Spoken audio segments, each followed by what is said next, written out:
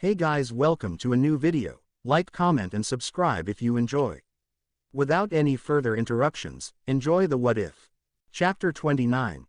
The show must go on. Naruto headed back out to the nearby island of St. Poplar to find the CP9 group. He promised he would head back their way soon, and he was a man of his word. Hopefully they hadn't decided to clear out and they decided to stay and see what he had to talk to them about. He no longer held any ill will against them. They were following orders. It was no different than the shinobi of any hidden village. To be upset with them would have been petty, especially after they had all been defeated thoroughly already. Hopefully that same regard extended from them to him. All he wanted was Robin back. He had taken her, and that was that. There shouldn't have been any more conflict between them. If they were anything like him in the aspect of the mission being a mission and nothing more, then the talk should have been fine for them to have. Thinking this to himself, Naruto walked through the town he had been to a few days prior. No one came with him because he hadn't told anyone where he intended to go.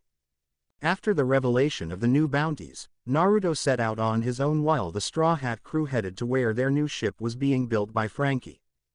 Thinking of that, he couldn't help but be excited to get back out on the seas on his new, improved ship.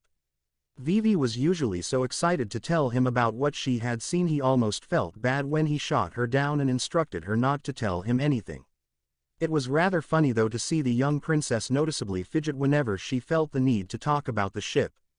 With that thought out of the way, Naruto looked around the streets filled with people for any sign of CP9, maybe they did leave after all. I came back to the same place I found them before, that should have been the first place they waited for me. So it is you after all. Naruto turned around to find Kaku standing there with his hands in his pockets. I thought that Jabura and Bluno were just shell-shocked and having flashbacks after seeing someone that looked like you, but it really is you. In the flesh, Naruto said in confirmation. Is Rob Lucci healed yet? He's conscious, and after he woke up he was willing to hear what you had to say. Hence why we're still here. Kaku explained. Come with me, he said as he began to lead Naruto through the town. We're not going to ambush you if that's what you're thinking. I know you aren't, Naruto replied in an even-toned manner. Why would you? You guys got blamed for the Enies lobby thing just as badly as my crew and the Straw Hats. Fighting me wouldn't do anything about that. Spandam got away, Kaku said with a hint of anger in his voice. He's horribly wounded, but he was able to pin the entire situation on us, blaming us for his calling in of the Buster Call. He's getting off scot-free. It makes me sick. The man isn't even a soldier, he's a suit. And for following orders and putting our bodies in jeopardy, what did we get in return after all those years of work? Nothing but a knife in the back. Naruto nodded as he let the man vent. It was clear that he hadn't been able to complain about anything for years. Naruto rubbed his chin. What if I said I wanted to help you guys out? Kaku gave him a disbelieving look. Hey, think what you want. Just wait until I say something first before you start making up your mind. Kaku nodded wordlessly and proceeded to lead Naruto to a small hospital. Once inside they immediately made their way to Rob Lucci, who was surrounded by the other members of CP9, all of them looking at him warily. Kumadori pointed at Naruto dramatically. Did you search him before you came inside, Kaku? Yo. Naruto raised an eyebrow and looked at everyone else in the room. You do know that if I wanted to do something to you all I wouldn't need weapons to pull it off, right? I don't even have any on me. I left everything back at Water 7 as a show of good faith except for what I came to give you. Khalifa nodded before pointing at him and speaking in a dry manner. That's sexual harassment. Naruto's face faulted on the ground and picked himself up, pointing back at her and getting ready to yell before he thought about it. I guess that last line could be sexual harassment, I don't know. Anyway, who cares? That's not why I'm here. He then got down to business. What are you guys planning to do once you all get ready to leave? Lucci immediately spoke up from his hospital bed. We're not going to join your crew, he said, the pigeon on his shoulder shaking its head as well. Your goals and ours do not coincide. Naruto rubbed the back of his neck. I kind of figured you would say that, so I brought this, he said, reaching into his sage coat pocket, which put everyone in the room on the defensive. Calm down, damn, Naruto exclaimed before slowly drawing his hand out of his pocket. Yes, this is a weapon, but it's a gift. He finally removed it all the way to reveal a Hiraishin kunai. Jabura took it from his grasp and studied it. This is that strange knife you threw at the Tower of Justice that we blocked. It's just a super speed beacon, isn't it? Nope, Naruto said with a grin on his face. It is a beacon though. This allows me to find you anywhere in the world and teleport to your location. No matter where it is, I'll be there in only a moment. If you throw it to the ground or something like that, it sends me a signal that you want my help or whatever, and I'll be right there. Lucci looked at the unassuming weapon, not even surprised at this point after hearing from Bluno of what Naruto was capable of and even seeing some of it himself while he fought Luffy. Why would you do this? He decided to ask instead, shouldn't you want revenge? Why would I want that? Naruto said in return, we won. We got everyone back safe and sound, and other than a few injuries that everyone's recovered from by now, for the most part nothing happened because of you. You guys were following orders. I understand, I used to have to follow orders too. Bluno looked at him in surprise. You were a marine once. No, Naruto said, shaking his head. I never worked for the world government, but my job was a lot like yours in a bunch of ways. A frown then came to his face. I was never betrayed by my superiors though. So, what? Lucci said, still not convinced of what Naruto wanted. Do you want us to sail under your colors or something along those lines? Do you expect us to follow your orders? Tell me what it is you want from us. Naruto visibly frowned at Lucci's suspicion, but he guessed that the man had a point. He had been an operative in an organization of spies and assassins before now. No, none of that. It's just that you guys remind me of me, I guess. He chuckled when they all looked at him strangely. Really? In a manner of speaking, I was kind of cast out of the military system of my home continent. After I left my home, it didn't take long for people around the continent to forget my character, but that was mostly the next generation settling in. Eventually every military program didn't trust me, but were still wary of me, so no one ever attacked me or tried to use me. Still, it's not too different if I actually sat back and explained it to you. He extended his hand to Jabura. If you don't want it, then just give it back. I'm not going to make you guys want to befriend me. Jabura looked over at Lucci to get an indication of what he was to do. Lucci closed his eyes before speaking. Fine, Uzumaki Naruto. With our lot currently not any better off than yours as fugitives of the world government, we'll accept your weapon. He opened his eyes and locked them directly with Naruto. Do not betray us, Uzumaki. We already have one person on our hit list that we intend to destroy. Do not make us switch targets to you once our revenge is complete. Naruto raised his hands into the air and started to back away. Hey, you're thinking of the wrong guy if you think I'd do something like that. But one thing that I need to say, don't let that revenge thing consume you. If it happens, it happens. If it doesn't, then don't let warfare and anger be the thing people remember you for once you're gone. Once he got near the door, he turned around, stopping right before walking out of the room. With the kunai, you guys can reach me anytime. Call me when you guys decide to get yourselves out of here. We can talk more then, he said as he walked away. Khalifa turned her attention away from the now vacant doorway to Lucci. So now we're supposed to be allies of the Foxhound pirates. Why not? Lucci said, taking the Hiraishin kunai away from Jabura. We're already criminals. Why not align ourselves with the strongest one? XXX Water 7 Dock 2. In a flash of yellow, Naruto appeared, scratching his neck and yawning in a lazy manner. Yeah. Did someone call me? Before he could say anything, his left arm was glomped by Vivi and he found himself being dragged. What the hell? The ship is done. Vivi chirped happily. That means that you can't avoid it anymore. I'm showing it to you, and you can't give me any excuses this time. Behind them both, Karu was helping her by shoving Naruto along with his head and beak. Okay, Naruto said, laughing at how fired up she seemed to be about it. What about everyone else? Aren't you going to get them? They're already here, she replied. Now come on. You didn't show up right when I threw the kunai. What were you doing? She asked, giving him a look of suspicion. Naruto looked away from Vivi. Stuff. He heard her growl at him slightly and rolled his eyes. I'll tell you all later. You guys have to hear it anyway, but enough. Where's my damn ship? Is it badass? Vivi smiled as she pulled him around a corner and pointed out where the finished ship was sitting in the water. You tell me. Naruto's pupils dilated and he let out a girlish shriek. Picking up both Vivi and Karu, he ran towards the ship as quickly as he could and ran up the side, landing on the deck where he immediately noticed a change he had instructed. Holy shit. He actually got soil and grass put in. I was just being an asshole when I wrote that down. Grass ran all over the deck and stopped at the doors to the hold and the stairs. However, even on the upper levels of the ship, around the back and at the helm, there was grass. Stanley appeared from the inside of the ship when he heard Naruto scream like a girl. I followed her every order to a T, Mr. Uzumaki. You get her money's worth with me. That was easy compared to a few other requests. Naruto looked up and grinned at the pattern that had been inscribed on the front and back of the sails. Ah, that's perfect. They're all flawless the way I needed them to be. Now I can speed the ship up in a safer way with wind chakra, and do other stuff. He looked over at Stanley. Did you do what I told you to with the masts? He said, scratching his head. I don't know why you requested a hollow place in the masts though. And the holes in it. Naruto grinned. This is why. He reached into his coat pocket and pulled out a tangerine as he walked over to one of the masts and placed his hand holding the tangerine against it. Noji-chan is going to love this, he said as he started making hand seals. Vivi tilted her head in confusion. What are you do?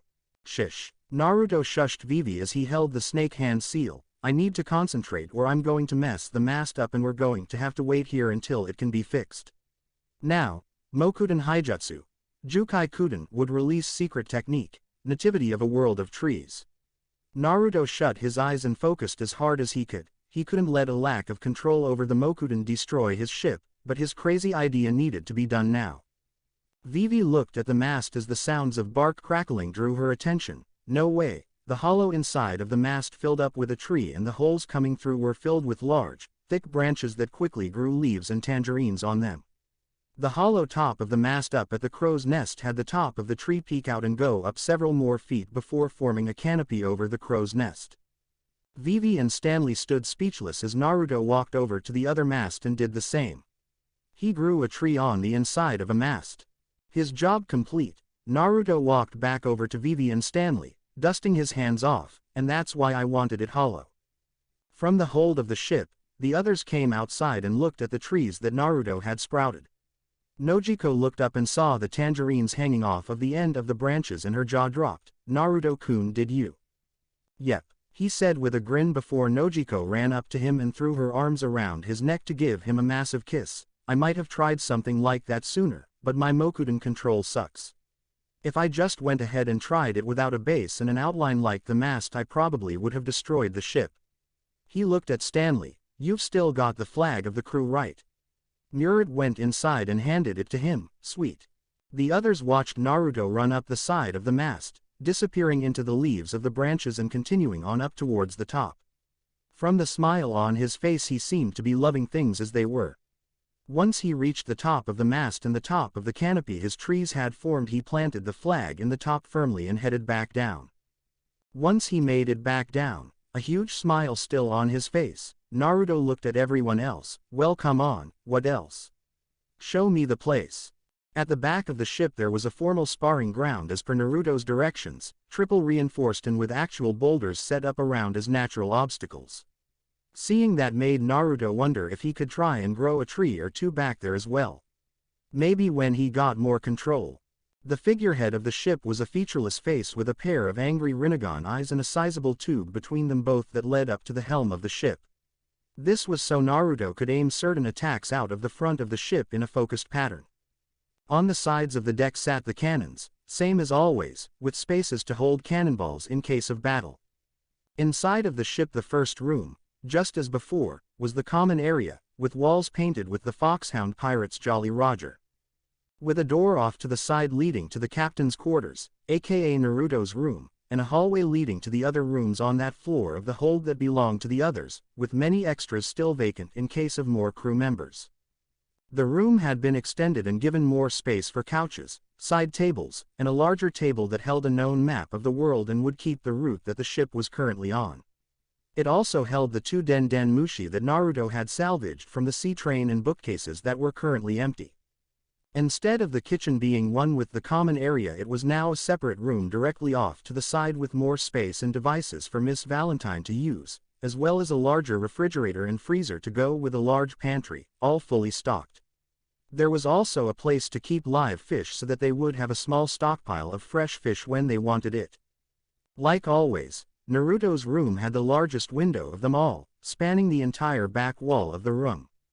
On a desk sat all of his fuinjutsu supplies as well as current projects. There was no need to hide them, he was the only one that comprehended what they were. In one corner of the room sat a pole that Naruto would sit atop, balancing on a board, to train his ability in Sage mode. There was also a Den Den Mushi that was attached to an intercom system of sorts.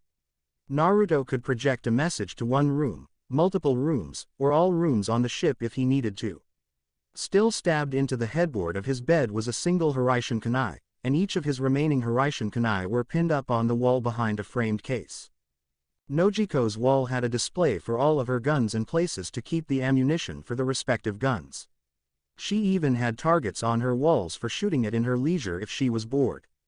Attached to Nojiko's quaint room was a small side room that held a desk, a wall full of maps, and all of the things she would need to navigate, as well as a window to see outside.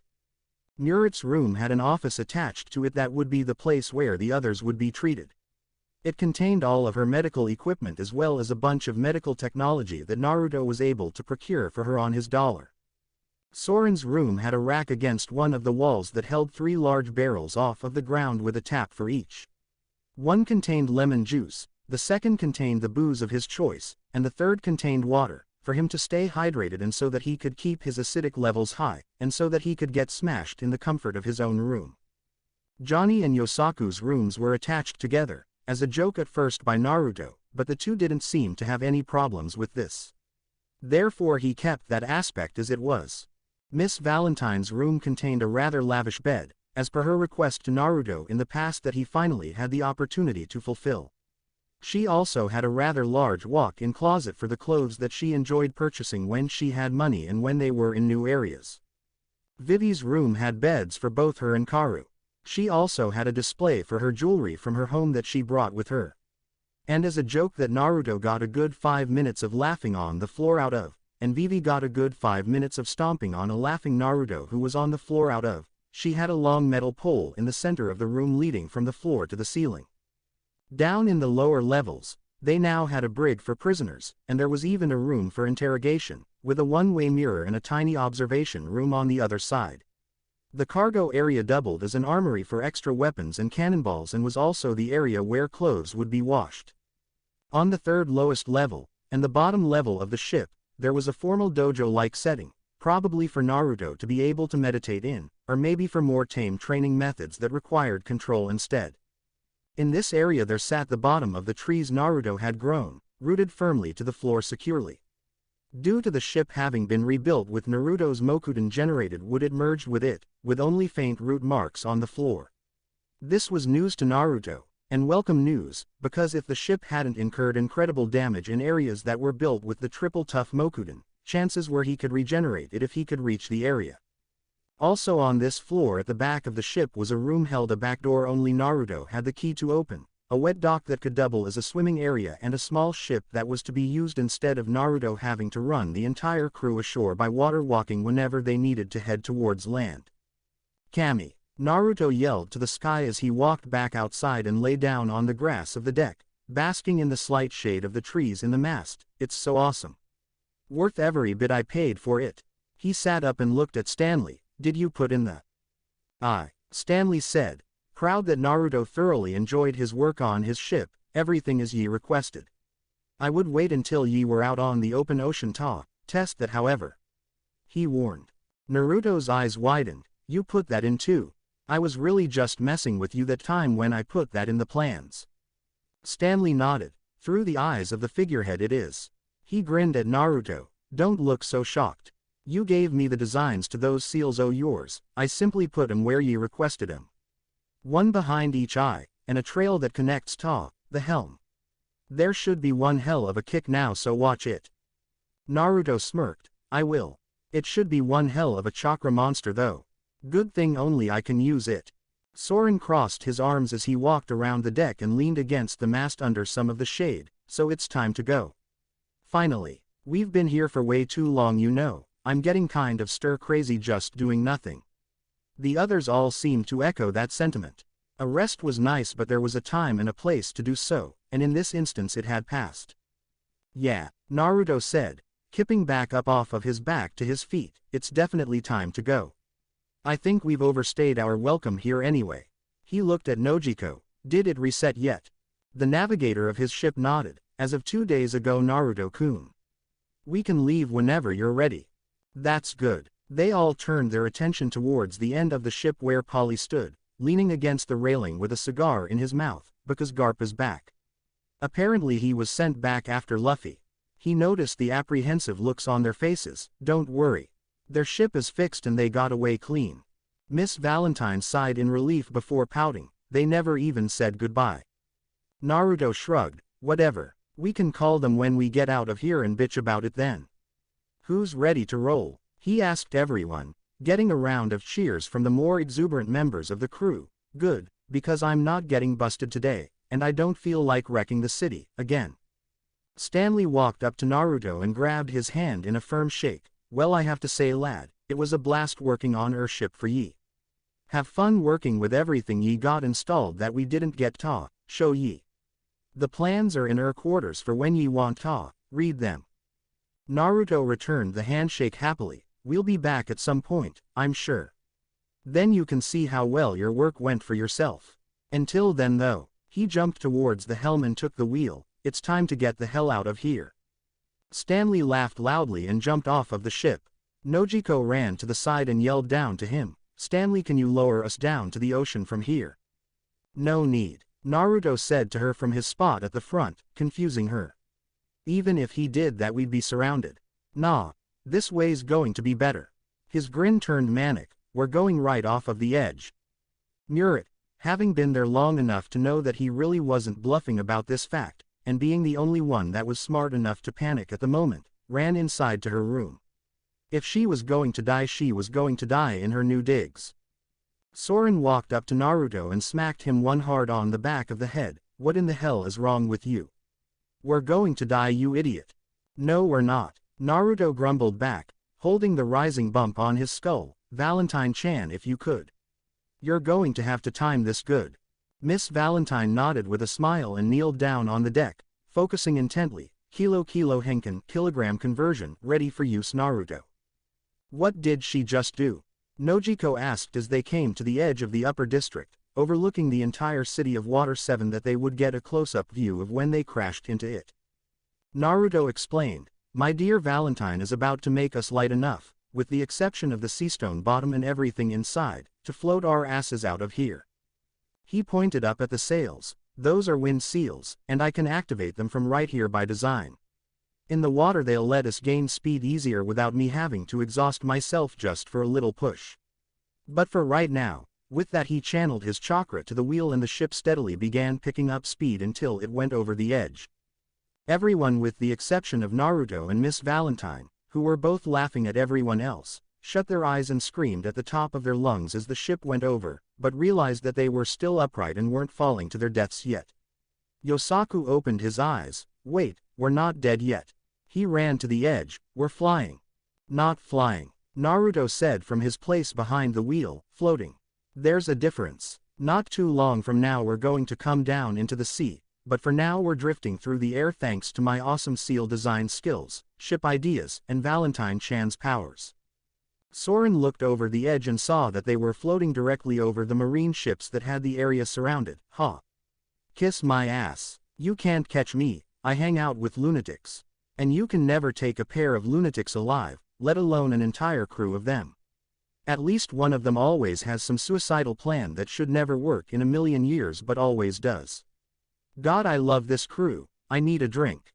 He yelled, walking away with his hands held up in victory. I'm not a lunatic, Nojiko pouted. You will be, everyone else said simultaneously as if it was a fact that simply hadn't come to pass yet. XXX on the marine ship in the bay, Garp looked up in the air at the massive vessel flying overhead. He had just seen Luffy and his crew escape from them in a similar manner, only now it actually appeared to be flying. Tell me if I'm wrong or not, but ships don't usually fly, do they?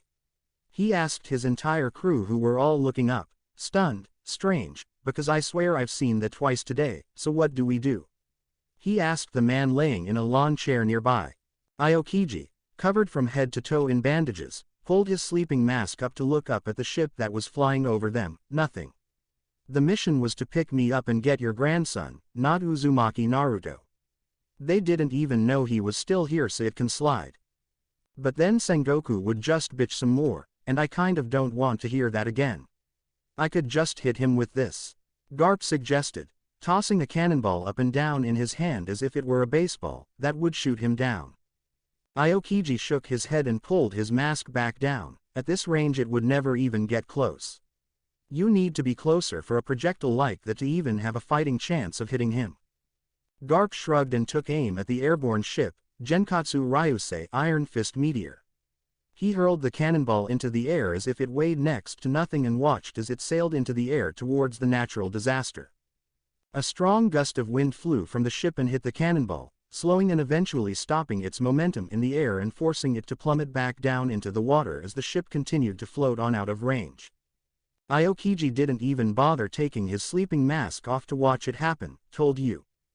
Garp stared at the ship before he began to laugh. It looks like my grandson aligned himself with a strong guy, didn't he? He didn't even need Luffy's help to get away. Aokiji didn't say anything out loud as Garp continued to laugh, more like Luffy didn't need his help to get away. Aokiji said to himself before letting out a yawn, oh well. Fighting him again now would only bring up the same result. We'll have our rematch Uzumaki Naruto. XXX. The natural disaster finally landed back on the surface of the water rather gently and the ship returned to its normal weight as it touched the ocean. And that's how you do that, Naruto said, rather pleased with how they got away. He turned away from the wheel to Miss Valentine, who was also rather pleased with her performance. You're getting good with your powers. Thank you, Valentine-chan, he said, holding her and giving her a light kiss. That was impressive. Everyone turned to see that Polly was still on their ship. Johnny palmed his face. Aw man. Now we have to turn around and go back. We took Polly. You idiots, Polly said, shaking his head as he walked towards Naruto. I'm not on here by mistake. I'm here because I want to come with you. You what? Naruto asked him. Why would you want to come with me? Polly grumbled. I would have come to you about this before, but you disappeared that day you were at Galila HQ and I wasn't able to find you again. We had to work on the ship for the Straw Hat Kid. He walked up to Naruto, who let Miss Valentine go in case trouble was about to start. What kind of shipwright can say they've never been on a ship? He let out a laugh. Iceberg was going to start grooming me for vice president. I don't think I'd be any good at a job like that yet. Naruto raised an eyebrow. And what exactly do you think coming with us will do for you? A leader needs to know how to operate under duress. Polly started. A leader needs to know how to keep his cool and look at situations from enough sides to act properly. He pointed at himself. When Iceberg went down because of those CP9 guys, I didn't do that. I blamed all the wrong people. I didn't even bother trying to figure out or solve anything. I can't lead like that. He then switched his point over to Naruto. But you and that kid Luffy. When you headed into Eni's lobby, you two never panicked, and you seemed to have the way out of an impossible situation. That was a damn impressive thing for me to see. He then smirked. Besides, I can't let that idiot Frankie be the only one that goes out on sea as shipwright. Miss Valentine put her hands on her hips. You can't just join our crew like that. You just told us you were joining and that was that. It doesn't work like that. Naruto shrugged. I forced two of you to be here, so why not the other way around for once? He said in good humor. All right, fine. Go pick a room, and I hope that you can deal with all of us because there's no learning curve to being on this crew. I'll manage, Polly said with a smile until he turned around and looked at Miss Valentine. You shouldn't show so much leg with your outfits, that's not respectable. He then pointed at Vivi. How old are you? 16. Dress like a 16-year-old should, girl. Ignoring the rather offended faces of the two girls, he then looked at Nojiko and almost lost it. And you? You show too much cleavage with your clothes, and too much of your body. And why do your pants ride so low on your hips? Show some decency. Nojiko cocked one of her pistols and growled angrily, just go get your room before I initiate you properly. She finished with a rather evil smirk. Yosaku moved up to Polly's side and hissed a low whisper, pissed. Hey, she means she's going to shoot at you. Polly walked away with a deadpan look on his face. Thanks, I never would have cracked that code if it weren't for you. He said sarcastically. Yosaku didn't get the sarcasm though, and was content that he had done his good deed for the day. Naruto simply grinned as he turned his attention back to the steering wheel. You see Noji-chan. Threatening people with casual violence from firearms isn't exactly the sign of a sane person. Admit that you're slowly being driven insane with the rest of us.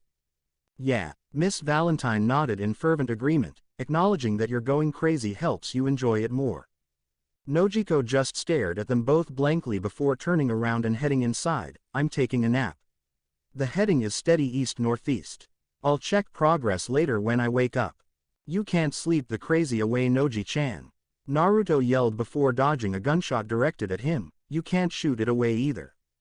You are the crazy in my life. She snapped back before heading to her room.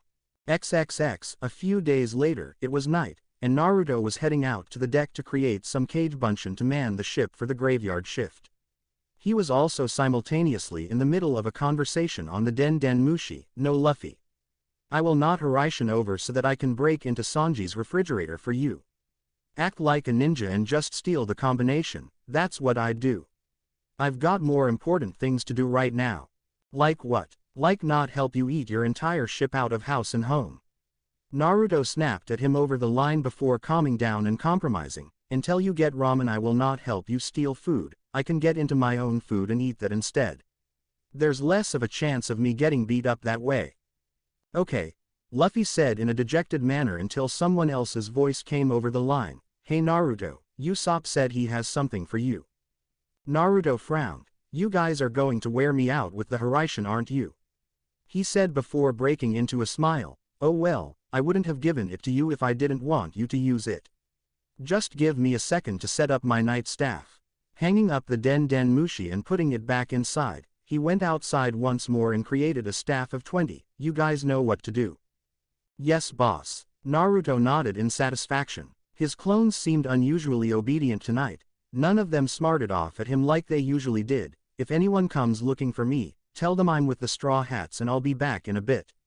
With that, he disappeared in a flash.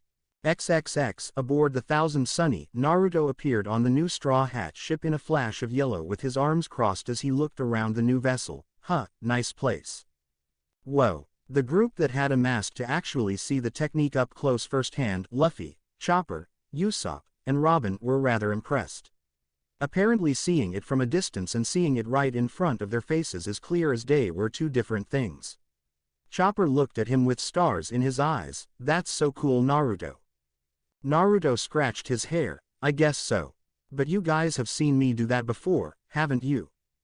Luffy shook his head eagerly. Not from as far away as you were when you did it. Unless, he then got a suspicious look on his face and used his powers to get up to the crow's nest for a quick look around. Nope. Your ship's nowhere near us. It's still awesome. Naruto looked at the small knife stabbed into the ground and noticed that they had grass just like his ship. It's time-space manipulation. I also barely understand how it works, just that it does work. You guys better take care of this though. He said about the kunai. Robin walked over and picked it up. I think I'll keep a hold of it myself. Or do you really want Luffy to keep it? She asked with a smile. Naruto looked up at the straw hat wearing boy waving at him from the crow's nest and back to Robin. Yeah, you keep it. After all, I trust you Robin-chan. He said, teasing her slightly before yelping in shock. He could have sworn that something just pinched him on the, did you? I don't know what you're talking about Naruto. Robin said as she walked away back inside, making a show of swaying her hips as she did so. Not that anyone else besides Naruto really got the gist of the conversation or Robin's mannerisms as she left. Naruto just stared after her until she disappeared from his sight. He then remembered why he had come to their ship in the first place. Oh yeah. Usopp. What did you want to give me? Usopp smiled as he held something behind his back. Well, Nojiko found me after everything that happened and told me about her fight with the CP9 lady and how she probably wouldn't have gotten so hurt if she were faster, since unlike Nami she didn't have illusions to attract attention and attacks away from her. So I thought about it and I found a way to help her out. Naruto had to internally agree. Even with his help there was only so much speed she could get. She was so much better than she was when she first got on the ship that it wasn't funny, but that wouldn't cut it going forward from here on out. She wouldn't get better fast enough in that department for it to be significant. At least with Johnny he was already fast and his body was preconditioned for the harsh training he made him do. And Vivi, while she wasn't fast, was impulsively sudden. Her speed was in nimble bursts. If she needed speed she had Karu for that. Naruto was curious as to what Usopp had. After all, he had invented Nami's weapon, he had also made his own and those were rather impressive tools.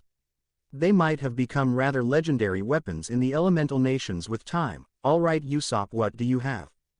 Usopp seemed even more excited that Naruto had an interest in what he had to show him. Well, when we were up on Skypia there was this guy that moved fast using a pair of these. From his back he revealed a pair of what looked like metal U's with a space for a woman's size foot in each. Skates? Naruto asked with a tilt of his head. That's kind of dangerous, isn't it? And unless Noji-chan can build a ton of momentum, wouldn't those be more of a bother than anything? Usopp shook his head and chuckled. Waver skates. These are really versatile, Naruto. When these are active she won't even be touching the ground. She'll hover slightly above it and move that way. And they're super fast at top speed. He pointed to a shell-looking thing that was on each side and also seemed to serve the purpose of helping to keep the foot secure in the skates. These are jet dials. Dials are what I used to make my and Nami's weapons better. I couldn't finish these though until I had Frankie's help. That was all Naruto needed to hear after the performance he had seen the weapons give. Usopp extended the waver skates to Naruto, who took them graciously. I can't really tell her how to use them since I don't know how, but once she learns how I know she'll love them. If she needs help I would ask Nami. She has a waver, but it's not anything like these. Thanks Usopp, Naruto said earnestly. That was really cool of him to help Nojiko out like that. Naruto wasn't sure how he was going to do it, but Usopp went ahead and solved an issue for him, just like that, really. I don't know how I can repay you. Usopp waved it off casually. Don't worry about it. If anything, I'm the one repaying you. You helped save my village and you helped me out that night in Water 7 when I needed to come to a decision. If this means we're even, then it's a small price to pay. Just make sure that when she gets good on them Nojiko comes and thanks the great Usopp-sama for his engineering skills. You've got it, Naruto said with a grin. She's going to love these. XXX. 2 days later. Natural Disaster Dojo. I fucking hate these things. Nojiko exclaimed, sitting on the ground in a heap, breathing heavily and glaring at the waver skates. It's been 2 days and all I know how to do is stand up straight on these things. Falling hurts. Nojiko now wore a white t-shirt that only went as far down as right above her navel. Over that she wore a red leather jacket that she left open. She also wore gray leggings that only reached her thighs, and over that she had on a red leather mini skirt and her usual holsters that she always wore with her around her waist and over her back. Naruto, who had been sitting in on her practice and meditating until her loud shout, opened his eyes and smirked at her. Do you want me to kiss the boo-boo and make it all better? Please say yes. Maybe later, Naruto-kun, she said under her breath. I'm angry right now. Naruto raised his hand into the air. I don't really care. Angry sex is awesome sex and it will calm you down and clear your head, because you'll have vented on me. I don't mind, I promise. Of course you wouldn't, she said, rolling her eyes as she stood back up. I just want to try this a few more times. Activating the skates again, in a burst of air they levitated her roughly 6 inches off of the ground. I can feel how strong these are just from lifting off. Naruto sighed from his meditative position. Try doing what I said, Noji-chan. Take it slow. You already know how to go forward. Going back should be the exact opposite, and turning your feet in the right direction should be how you turn. I don't need to learn how to creep along in slow motion, Naruto-kun. She said, getting used to her footing before trying anything. I need to be able to move and evade. I need to be fast. Khalifa tore me apart because I couldn't get away even though I could see her with my haki. After everything had gone down at Eni's lobby, she finally understood, after an explanation from Soren, what her ability to see things in battle before they happened were. However, it was useless if she still couldn't avoid the things she could see coming. Naruto mumbled about how at this point she might as well have the red, spinny eyes of evil, whatever those were. Walk before you run, he said to her. Before a shinobi learns to water walk, they learn to tree walk first, and before they learn how to do that, they learn how to channel chakra to their feet in the first place. It's a foundation that you build on. Now glide in slow motion, or I'm going start trial by fire if you remember exactly what that entails. Nojiko paled slightly. Naruto hadn't thrown anything at her in quite a while and she had been enjoying it. No need to go back to those days of terror again. Nojiko slowly pressed down with her toes, tilting the waver skates forward ever so slightly, getting a harsh jerk out of them that almost knocked her down, but after letting up immediately she caught her balance and stayed upright. Keep going, Naruto said encouragingly, then when you can handle that, go a little faster. You don't need to go all out with them right now, especially if you can't handle it. He stood up and walked over to her. At least you have the option of taking it slow. When I was learning Hiraishin I didn't. We're talking years of me hitting solid objects flying out of a wormhole I ripped in time-space. Not really fun. He walked 50 feet in front of her and turned to stop where he sat back down on the ground to meditate there instead. You can stop for the day when you can reach me from there without falling. If you fall you have to start again from right there, and I'll know if you don't. Nojiko nodded and looked down at her feet. Okay, just get 50 feet over to Naruto-kun. That shouldn't be so hard, right? Just bit by bit, and in a series of jerky forward movements she did make it over in her first try, bringing a smile to her face. Good, Naruto said, standing back up. You can stop for today. The next time though, I want you to do it in one fluid motion. No stopping and starting like you just did. He gave her a kiss on the cheek as she deactivated the skates. You've got to crawl before you can even walk, Noji-chan. She nodded and took the skates off of her feet, placing them securely on her belt holster, each tucked around a pistol, before calling out to him, Naruto-kun. Will you still kiss the boo-boo?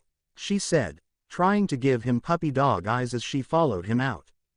XXX, Alabasta. Alubarna Palace. King Cobra crumpled the paper in his hands after reading the new bounties of the Straw Hat and Foxhound pirates and finding that Vivi had her own sizable bounty for her return. Alive they say, he thought to himself, as if what they will do to my daughter and force me to do with my country would be any more humane than allowing her brought to them dead. If she's rescued, she won't be coming home.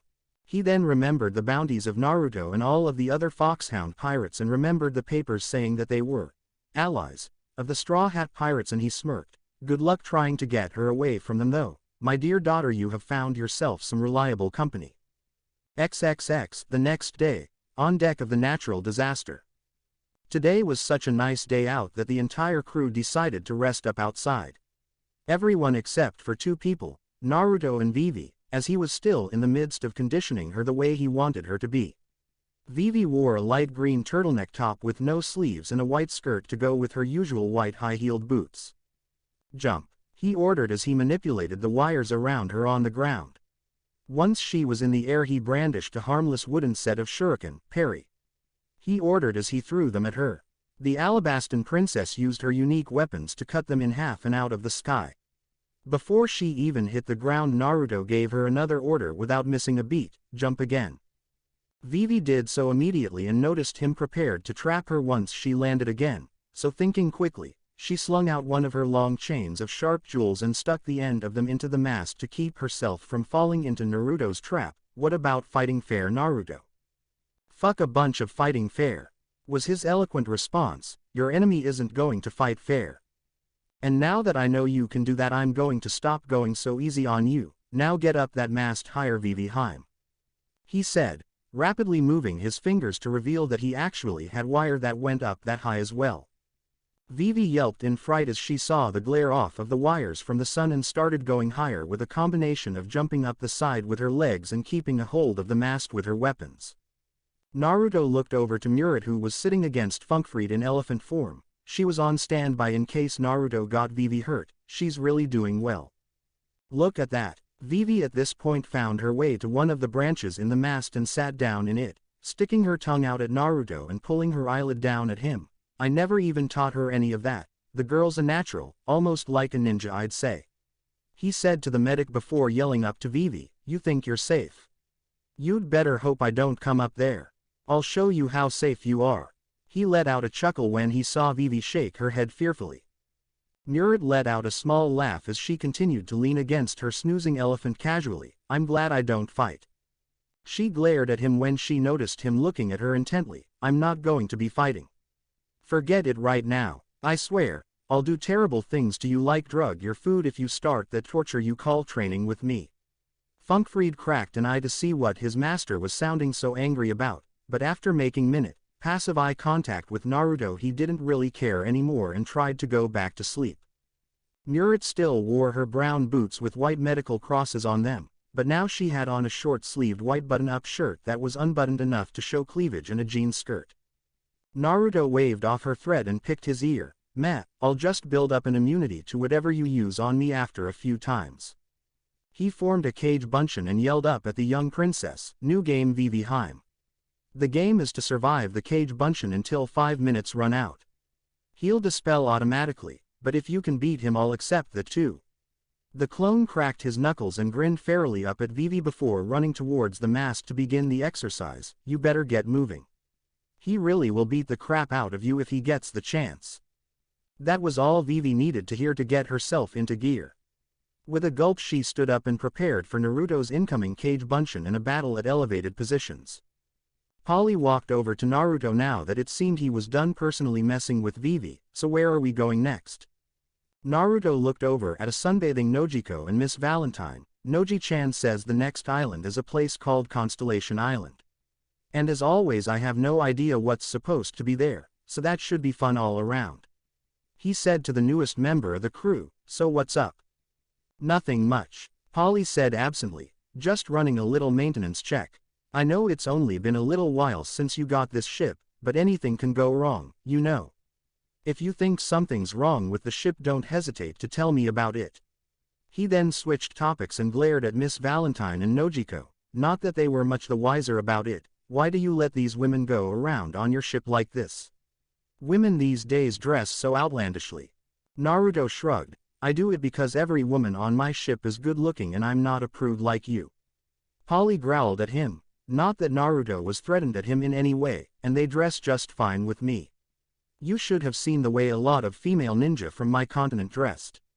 If you reacted like that every time you saw one of them you'd have been a dead man. "Yeah, whatever," Polly said. "Pervert. Prude." Naruto fired back at him. Polly took offense to that and growled at him. "What was that, you dumb blonde?" Naruto didn't back down from a guy he already knew he could beat and got in his face. "You're blonde too, you dumb bastard. Don't go talking bad about your own people like that." A tired female voice got their attention. "Done," Vivi said, out of breath and covered in light bruises and scratches as she limped towards Naruto.